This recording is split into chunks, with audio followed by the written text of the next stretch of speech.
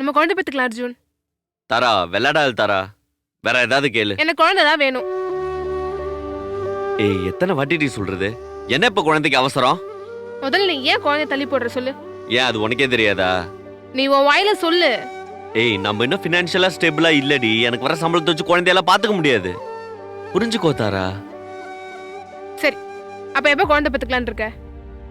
நம்ம எப்போ செட்டில் ஆகுறோமோ அப்ப பெத்துக்கலாம். அது உடனே நடக்கிற விஷயமா? அது எப்ப நடக்குதோ அப்ப பெத்துக்கலாம். நடக்கவே இல்லைன்னா? நடக்கலன்னா குழந்தை இல்லாம இருக்கலாம் தாரா. அப்படிலாம் என்னால இருக்க முடியாது. உன் இஷ்டமா இருக்கலாம், குழந்தை பிறக்கும்னு நினைச்சிட்டு இருக்கியா? அதெல்லாம் வரோண்டா, அதுவா நடக்கணும். ஆனா ஒவ்வொரு வாட்டியும் நம்ம அதை நடக்க விடாம தடுத்துட்டே இருக்கோம். கடவுள் கொடுக்கணும்னு நினைக்கிறத தடுக்க முடியாது அர்ஜுன். அப்படியே அவர் கொடுத்தாலும் கலைக்கிறதுக்கு இங்க நிறைய வழி இருக்கு. இந்த கலைக்கிறதெல்லாம் பேசின நானே சொத்துல பேச வச்சு கொன்றுவேன். கல்யாணத்துக்கு முன்னாடி வரையும் குழந்தைய பத்தி அவ்வளவு பேசியிருப்பேன். இப்போ அந்த குழந்தைய உனக்கு கமிட்மெண்டா தெரியுதுல்ல? எனக்கு குழந்தை வேணும். அதுக்கு எப்போ ஓகேவோ அப்ப சொல்லு. அது வரைக்கும் உன் கைய மேல பட்டுச்சு.